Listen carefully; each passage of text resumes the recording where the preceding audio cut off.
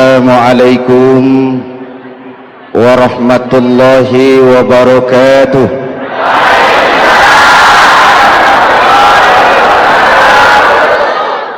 Alhamdulillah wassalatu wassalamu ala Rasulillah Sayyidina Muhammad ibn Abdullah wa ala alihi wa sahbihi wa mawala, amma ba'du. Saudara-saudara kaum muslimin di seluruh tanah air, hari-hari pada minggu akhir Ramadan kita bersama-sama menyaksikan sebuah fenomena tentang pindahnya kegiatan umat dari masjid ke pasar, dari masjid ke terminal, dari masjid ke stasiun, dari masjid ke bandara. Apa boleh buat, itulah wajah kita, bahwa lebaran artinya mudik, bahwa lebaran artinya baju baru dan makanan. Lebaran berbeda dengan Idul Fitri. Lebaran adalah tradisi yang setiap kita boleh ikutan.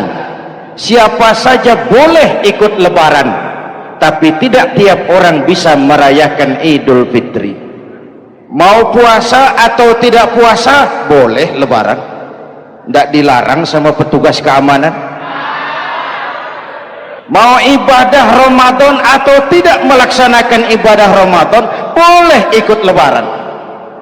Tapi tidak berarti merayakan Idul Fitri, karena selalu ada kos dari apa saja yang kita lakukan.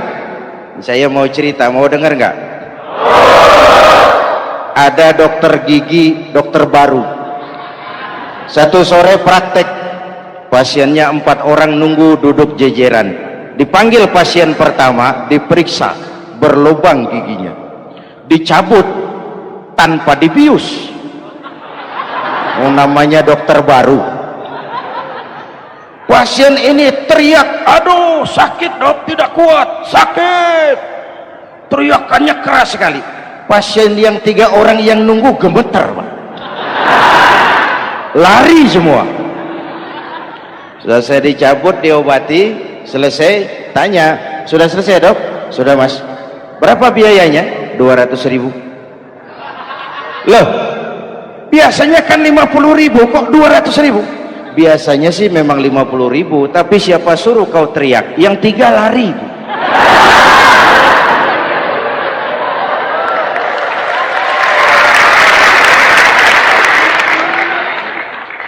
Cerita pendek ini ingin berpesan kepada kita, selalu ada ongkos yang harus kita bayar dari apa saja yang kita lakukan.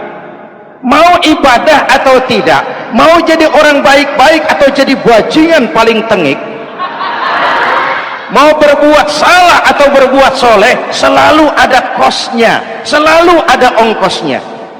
Kita bicara kembali kepada fitrah, Idul Fitri. Bagaimana caranya? Pertama, saya ingin mengutip bagian pendek dari ayat 185 Al-Baqarah.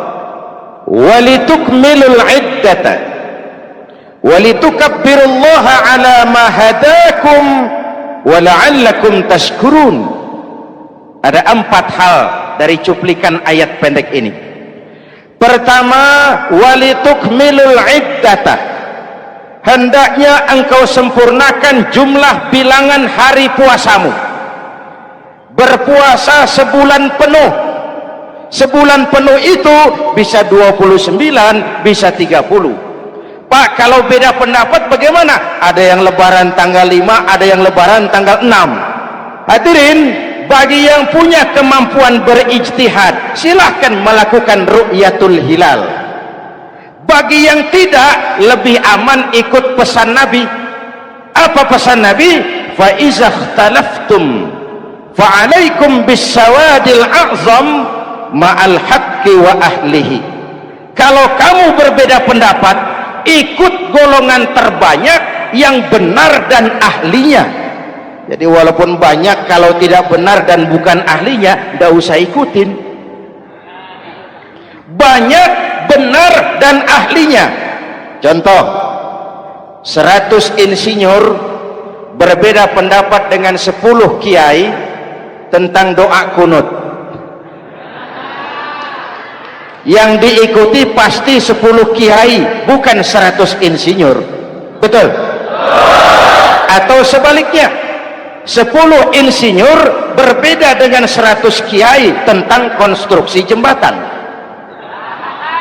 Yang diikuti tentu 10 insinyur, benar dan ahlinya. Maka yang paling aman, kita punya departemen agama. Departemen agama punya ahli dari MUI, dari Nahdlatul Ulama, dari Muhammadiyah, dari Al-Wasliyah, dari Syarikat Islam, dikumpulkan melakukan ru'yatul hilal. Yang paling aman, dengerin saja pengumuman departemen agama.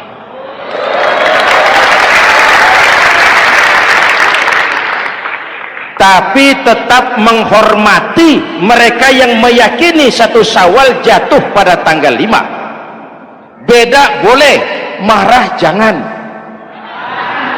Jelas? Saudara boleh suka tempe, tapi jangan menghina orang yang tidak suka tempe.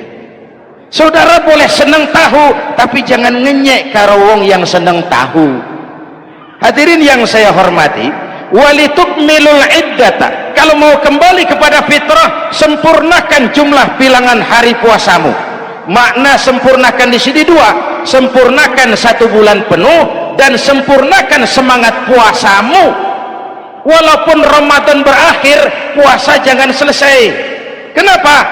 Tangan kita masih tetap terus puasa dari mengambil yang bukan milik kita. Lidah kita walaupun Ramadan sudah selesai tetap berpuasa dari memfitnah dan menggunjing orang lain. Kaki kita walaupun Ramadan sudah selesai tetap puasa dari berjalan ke tempat yang tidak baik. Perut kita tetap berpuasa dari kemasukan barang-barang yang haram. Sempurnakan semangat puasamu. Sikap disiplin, sikap jujur, merasakan kehadiran Allah dekat dalam hidup. Nih contoh ringan, tadi waktu asar dan zuhur saudara sholat apa tidak? Sholat. Waktu sebelum sholat kan berwudu, ketika berwudu kan berkemur. Umpama waktu berkemur itu saudara korupsi, sedikit saja airnya saudara minum, saya yakin jangankan petugas keamanan, teman wudhu sebelah pun tidak akan tahu kalau waktu berkemur saudara korupsi. Kalau selesai Ramadan ini diterjemahkan, insya Allah negara kita bersih, berkurang korupsinya. Hadirin yang saya cintai, saya kembali kepada pesan Al-Baqarah 185 tadi. Walitukmilul iddata, sempurnakan jumlah bilangan hari puasamu. Puasa sebulan penuh dan kemudian lanjutkan semangat Ramadan. Disiplin, merasakan diri di bawah pengawasan Allah. Sekarang ini Allah ditekan. Kita iman dalam ucapan tapi sekuler dalam perbuatan.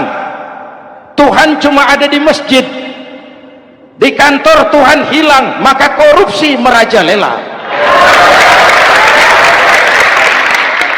Tuhan cuma ada di masjid, di pasar Tuhan hilang, maka timbangan tetap curang.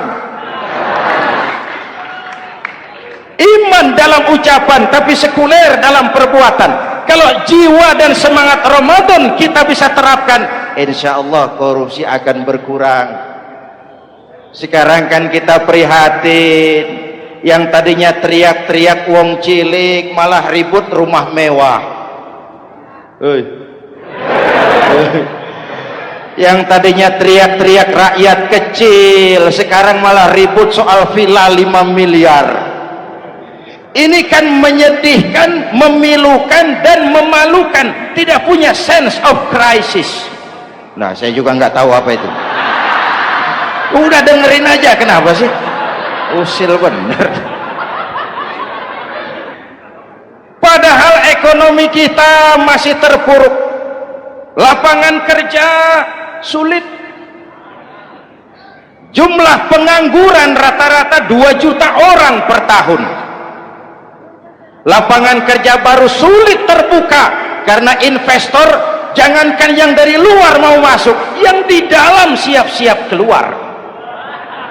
Terakhir kita dengar Sony, pabrik elektronik besar, mau cabut lagi, pindah invest ke Taiwan, menyusul pabrik silet yang di Ciputat itu.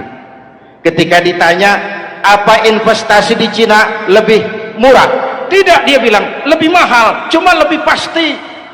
Di Indonesia murah, cuma mejanya kebanyakan, biaya siluman,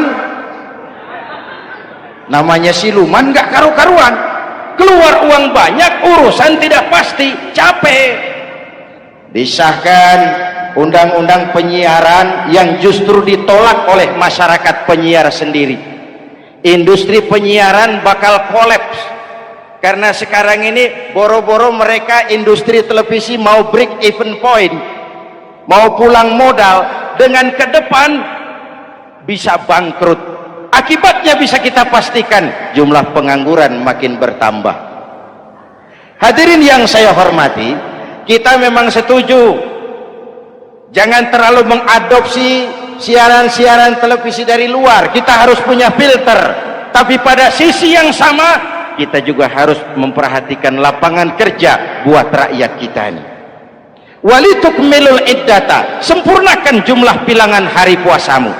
Kalau jumlah hari puasa sudah sempurna, tuntunan yang kedua dari Al-Quran, walitukabbirullah, hendaknya engkau agungkan nama Tuhanmu. Takbiran, takbiran itu bisa sendiri, bisa berjamaah, bisa di rumah, bisa di masjid, bisa di surau, bisa dengan pawai keliling, asal dilaksanakan dengan tertib dan tidak mengganggu lalu lintas umum.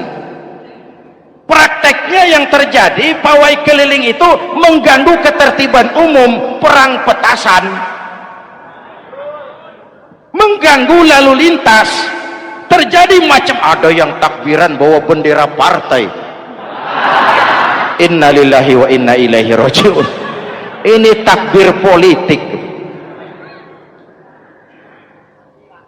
Hadirin yang saya hormati, kalimat takbir dalam kondisi kita, saya ingatkan kepada satu ungkapan Bung Tomo.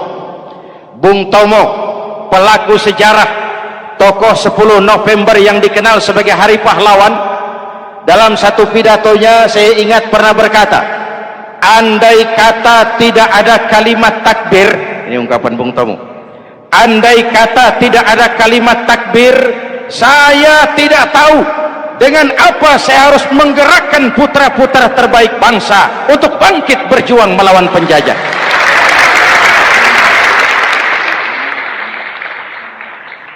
Ketika Allahu Akbar itu londo, kelihatannya kecil, meriam nggak meleduk. Dahulu orang-orang tua kita cuma ada 2 kata, merdeka atau mati. Tidak berpikir nanti kalau menang dan merdeka saya jadi wali kota di mana.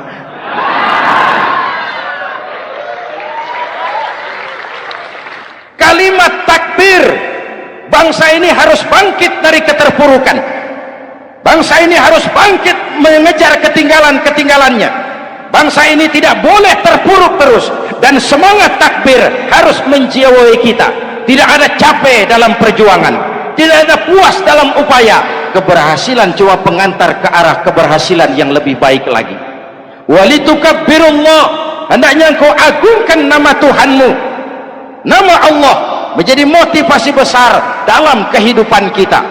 Ini pesan Quran Al-Baqarah 185. Pesan kedua, setelah sempurnakan jumlah bilangan hari puasamu, agungkan nama Tuhanmu. Takbiran. Kalimat takbir sendiri kalau kita lihat pada kalimatnya ada kata la ilaha illallah wahdah sadaqa wa'dah wa nasara 'abdah wa a'azza jundah wa hazamal ahzaba wahdah. Tidak ada Tuhan selain Allah, esa, tidak beranak, tidak diperanakan, wahdah, tidak bisa diumpamakan dengan apapun. Sadaqa wa'dah, Allah yang maha menepati janjinya. Wa nasara 'abdah, Allah yang maha menolong hambanya. Kalau bukan kebesaran Allah, berat berjuang Ramadan ini melawan musuh yang tidak nyata. Puasa itu kalau olahraga golep, benar Pak. Kalau tinju lawannya kelihatan, betul. Sepak bola musuh kelihatan, bulu tangkis kelihatan, golf siapa musuhnya? Itulah puasa, menghadapi musuh yang tidak kelihatan. Itu lebih berat daripada perjuangan mengangkat senjata, lebih berat daripada berjuang mengorbankan harta. Tapi kalau di bulan Ramadan saja Rasulullah menang dalam perang Badar, itu harus jadi sumber motivasi. Dengan kalimat takbir, dengan keagungan Allah, bangsa Indonesia harus bangkit dari keterpurukan. Ibu bapak hadirin yang saya hormati, jadi bukan akhir Ramadan lalu sibuk beli baju. Boleh, boleh, tapi bukan itu yang utama. Laisal id bilibasin jadid, walakinnal id bita'atin yazid. Idul Fitri bukan pakaian baru. Idul Fitri adalah ketaatan yang meningkat, yang telah ditempa, digojlok, digembleng oleh Ramadan. Jadi kalau Ramadan rajin baca Quran, lalu selesai Ramadan sayonara Quran, latihan tidak berhasil. Ramadan rajin ke masjid, selesai Ramadan selesailah ke masjid. Awal Ramadan full house sampai ke halaman, akhir Ramadan cuma imam berdua tikar.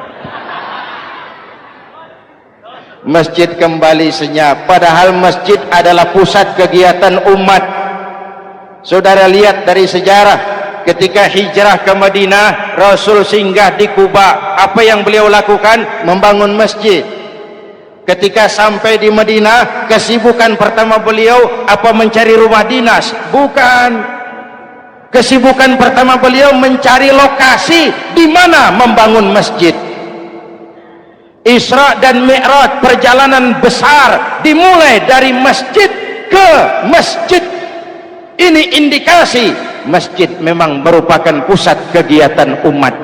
Umat Islam dengan masjid seperti ikan dengan air, tidak boleh pisah. Ada ikan yang tidak betah di air? Ada. Ikan mau modar. Kalau umat sudah mulai menjauhi masjid, jiwanya yang akan mati. Kalau jiwanya mati, jasadnya masih hidup, itu namanya bangkai berjalan. Walitukabbirullah, engkau agungkan nama Tuhanmu. Takbiran, setelah berjuang penuh membina takwa, mengharap ridho, mengendalikan nafsu. Ingat loh, puasa itu bukan menghilangkan nafsu, mengendalikan, menempatkan pada tempatnya. Manusia tanpa nafsu bukan manusia, tapi manusia yang disetir nafsu turun jadi binatang, bahkan lebih rendah daripada binatang.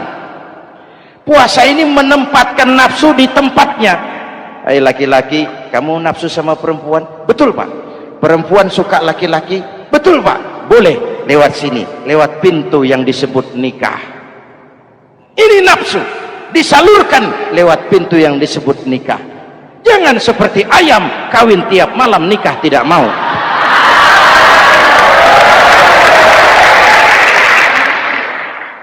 Hai manusia, nafsu kepada materi, kepengen kaya? Iya Pak, boleh.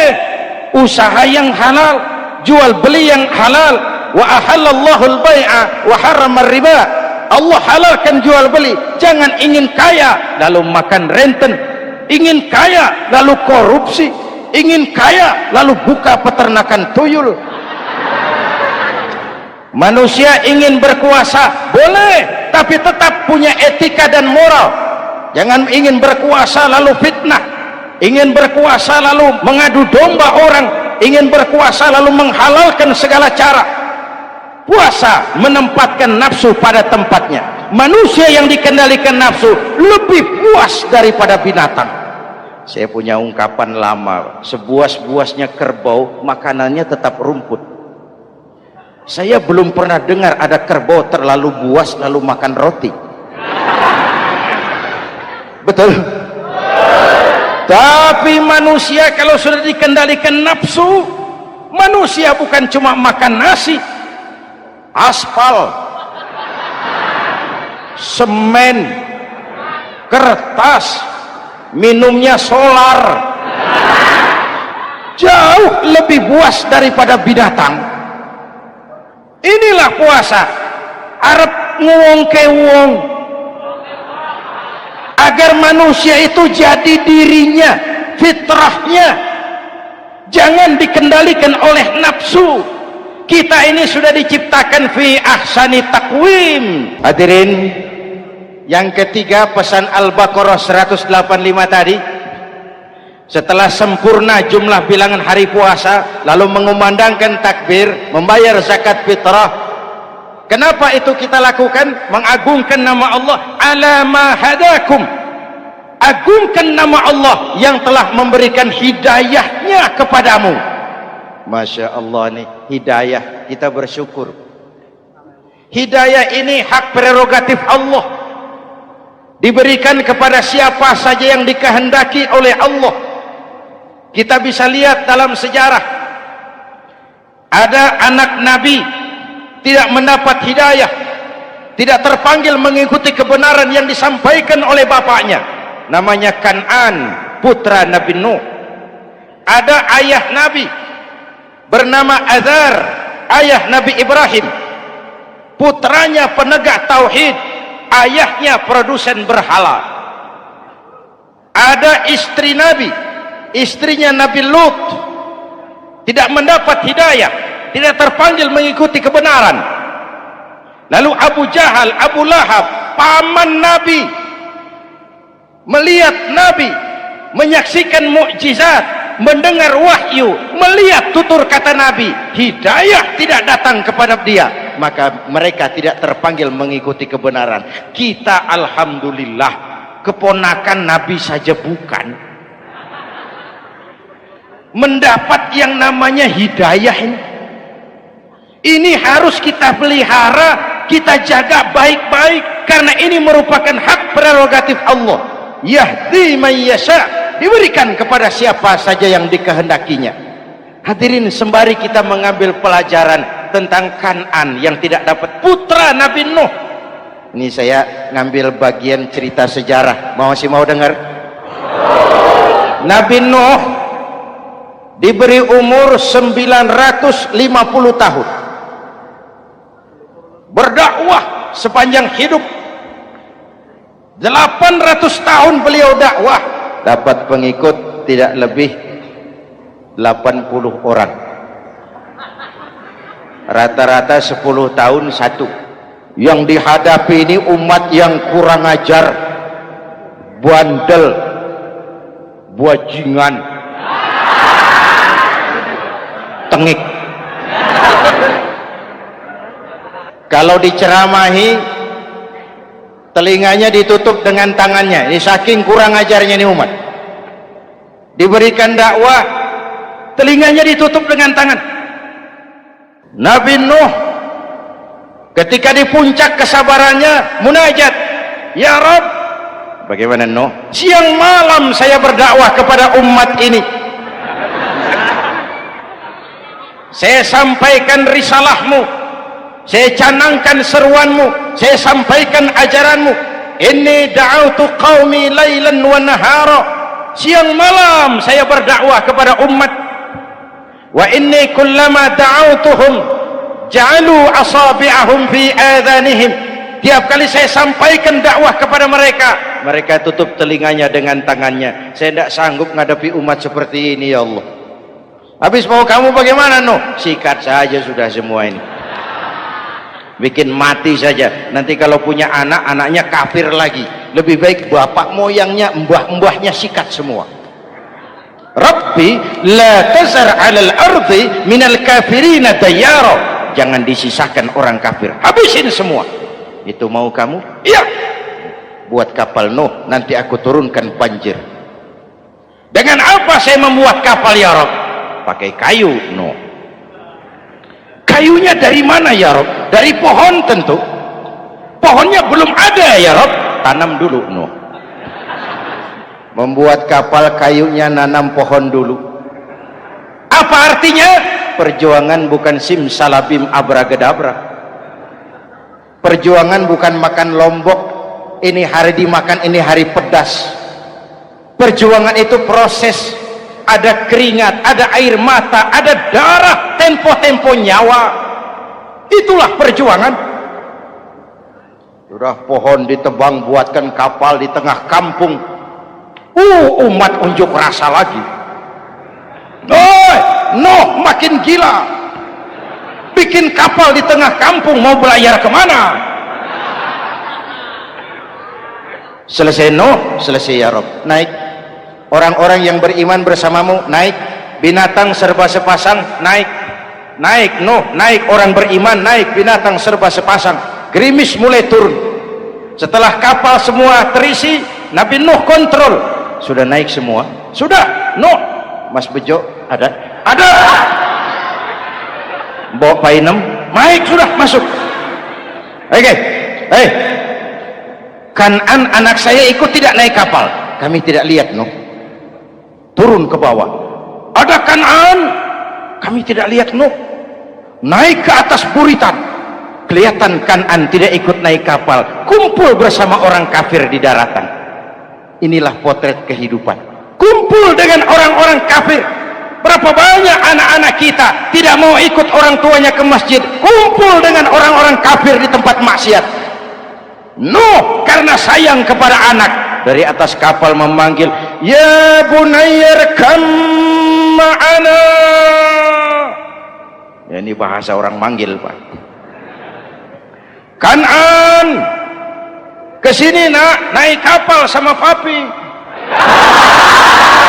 Ini terjemahan bebas. Jawab Kan'an di bawah, tidak mau Pak, saya di sini saja. Jangan nak, Allah sedang murka, akan turun banjir. Kalau datang banjir Bapak, sa'awi ila jabalin ya'simuni minal ma'. Saya akan naik ke gunung tinggi yang bisa menyelamatkan saya dari banjir. Kan'an naik ke gunung tinggi, gunung pun tenggelam dihantam banjir. Dalam puncak kepedihan, Nabi Nuh akhirnya sadar, ya Allah, kalau orang kafir tenggelam memang saya yang minta, tapi Kan'an kan anak saya. Nuh, anggap Kan'an bukan anakmu. Wa innahu amalun ghairu salih. Nuh sadar, akhirnya bilang, ana urid wa anta turid wallahu fa'alun lima yurid. Aku punya kemauan, kau Kan'an punya kemauan, Allah juga punya kemauan. Kemauan Allah lah yang akhirnya jadi kenyataan. Nek sekarang juga kita ngadepi musim banjir. Bukan banjir air saja, banjir peradaban-peradaban yang masuk ke negeri kita. Banjir maksiat, banjir munkarot. Kalau kita sudah ke masjid, kita sudah naik kapal, tolong kontrol anak-anak kita, tolong kontrol tetangga kita. Ayo naik kapal, banjir.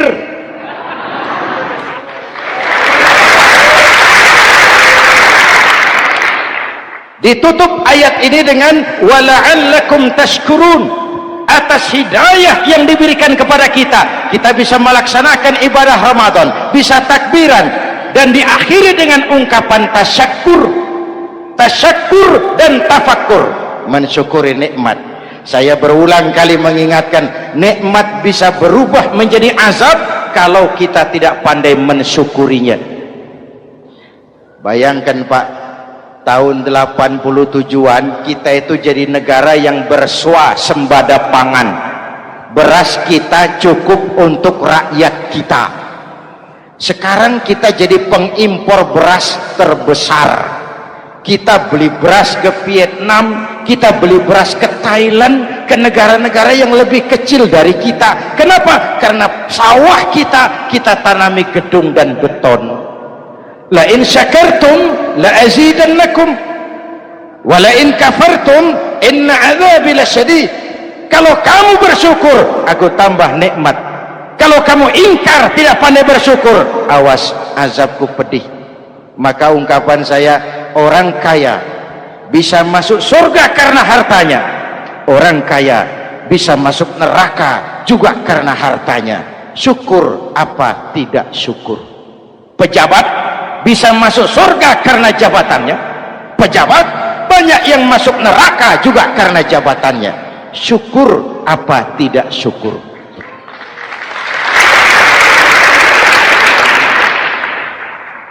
Orang alim, kiai bisa masuk surga karena ilmunya. Orang alim pun bisa masuk neraka lebih dulu dari penyembah berhala juga karena ilmunya. Syukur apa tidak syukur? Kasih jabatan sebagai pemimpin lalu menyadari sayyidul qaumi khadimuhum. Pemimpin suatu umat adalah pelayan bagi umat itu. Pelayan harus melayani, bukan minta dilayani. Selama ini kita memandang jabatan itu jalan pintas menuju kaya. Jabatan itu artinya kekuasaan dan fasilitas, maka yang lahir rampok-rampok baru.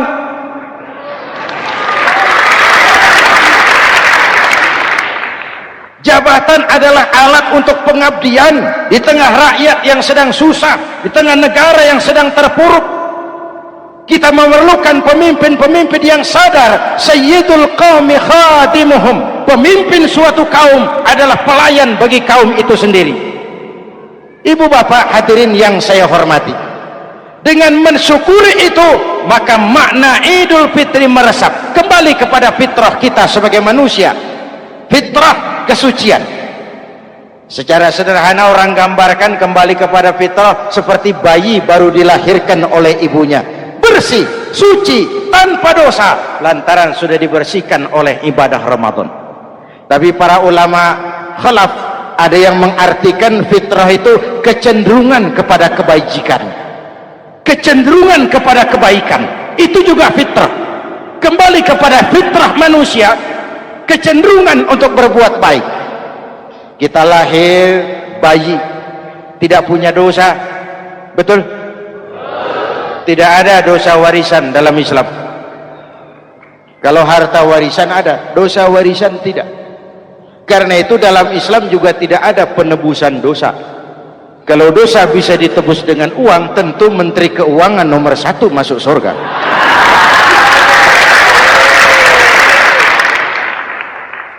Dosa dalam Islam ditebus dengan taubat, langsung kepada Allah, sonder calo.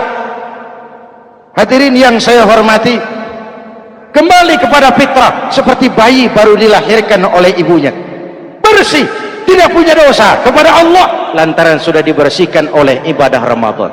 Soalnya kemudian kita kan tidak hanya bersalah kepada Allah, kita ini juga bergaul dengan sesama manusia, betul? Sebuah hadis, sahabat ditanya oleh Rasul, atadruna manil muflis? Saudara-saudara, tahu kamu siapa orang yang bangkrut? Oh Rasul, orang bangkrut yang tidak punya uang, orang bangkrut yang tidak punya harta. Salah, kata Rasul. Innal muflisa min ummati, yang bangkrut dari golongan umatku, yang besok di hari kiamat datang menghadap Allah dengan membawa pahala solat, membawa pahala zakat, membawa pahala haji, membawa pahala sedekah pada satu pihak. Sementara pada sisi yang lain, sebelah kiri, orang ini juga datang membawa kesalahan karena pernah mencaci maki orang, pernah memfitnah orang, pernah memakan harta orang dengan cara yang zalim. Satu sisi bawa kebajikan, sisi lain bawa kesalahan. Kalau ini yang terjadi, bagaimana nasib kita? Kata Nabi, Tuhan, ini pahala solat saya, ini solat yang wajib, ini yang sunnah, rawatibnya, nawafilnya. Datang orang, sebentar Tuhan, apa? Dia memang rajin solat, tapi saya pernah dicaci maki, hancur nama saya. remuk hati saya. Di dunia saya tidak bisa membalas karena dia lebih berkuasa. Sekarang saya menuntut keadilan. Betul? Ya Tuhan, sini pahala sholatmu kasih orang yang kau caci maki. Tuhan, ini pahala puasa saya yang wajib Ramadannya, sunnah 6 hari Syawalnya, Senin Kemisnya. Ini Tuhan. Datang lagi, sebentar Tuhan. Kenapa? Dia memang rajin puasa, tapi saya pernah difitnah tanpa benar, dicorengkan arang ke dahi, hancur nama saya karenanya. Saya menuntut keadilan karena di dunia waktu itu cuma banyak pengadilan tapi tidak ada keadilan. Benar? Benar. Ini pahala sholatmu kasih orang yang kau fitnah. Tuhan, ini pahala zakat saya. Datang lagi, Tuhan, dia memang suka zakat tapi korupsinya lebih besar dari zakatnya. Untuk keadilan, sini pahala zakatmu kasih.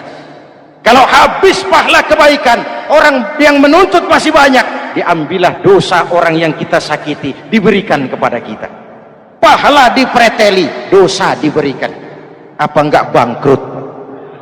Ibarat orang dagang, modal habis, tagihan hutang datang terus. Kenapa? Orang ini cuma baik hubungannya kepada Allah, tapi tidak baik hubungannya dengan sesama manusia. Karena itu, dalam konteks dengan fitrah, manusia makhluk yang fitrah. Apa fitrah itu? Pertama, manusia makhluk yang bertuhan. Itu fitrah. Mengingkari Tuhan, mengingkari fitrah.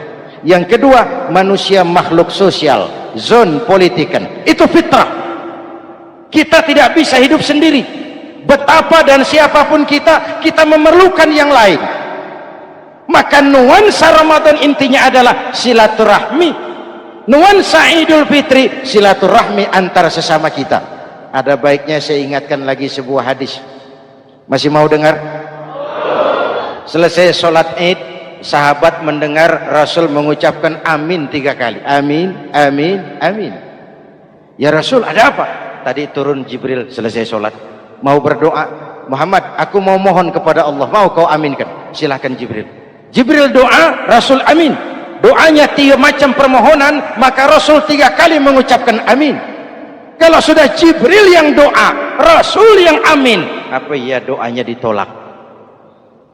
Apa isi doanya? Yang pertama, ya Allah, doa malaikat Jibril, hari ini 1 Syawal, waktu itu doanya, saya mohon kepadamu, jangan engkau terima puasa dan ibadahnya anak yang durhaka kepada ibu bapaknya. Rasul mengucapkan amin. Renungan buat kita. Itu sebabnya barangkali sesibuk-sibuk di Jakarta masih mau mudik nemui orang tua. Yang kedua, ya Rabb, saya mohon kepadamu, jangan engkau terima puasa dan ibadahnya istri yang durhaka kepada suaminya. Amin. Kedengaran Bu? Ada ibu-ibu tanya, Pak, kalau suami yang durhaka sama istrinya bagaimana? Hadisnya tidak menjelaskan itu, Bu.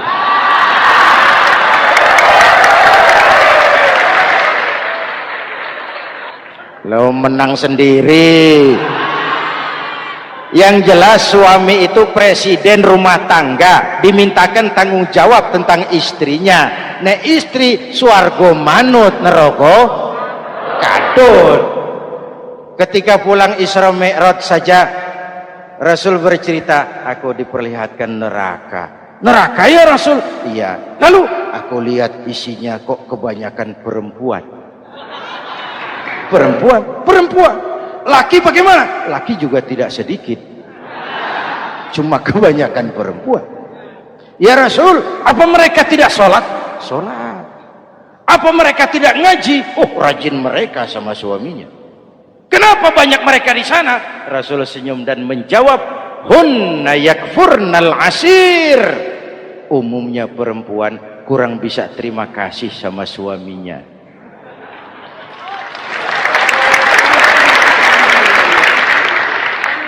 Ini penyakit turunan. Oi, ngaku oi. Lalu yang ketiga, ya Allah, hari ini saya mohon kepadamu, jangan engkau terima puasa dan ibadahnya muslim yang tidak mau memaafkan sesama saudaranya muslim. Memaafkan lebih berat daripada meminta maaf, tapi memberi maaf lebih mulia daripada meminta maaf. Inilah nuansa mengembalikan semangat saling menghargai, saling mencintai, keutuhan, kerukunan, dan kedamaian. Sudah capek kita rakyat dengan konflik, sudah capek kita dengan mengedepankan perbedaan dan bukan persamaan. Sudah waktunya kita berbeda tapi tetap bergandengan, tetap bersama menyongsong hari esok yang lebih baik. Mintalah ridho ibu bapak, suami kepada istri, istri kepada suami, dan memaafkan sesama saudara muslim sehingga kita benar-benar kembali kepada fitrah. Terima kasih dan mohon maaf, semoga ada manfaatnya. Usikum wa nafsi bitaqwallah. Wassalamualaikum warahmatullahi wabarakatuh.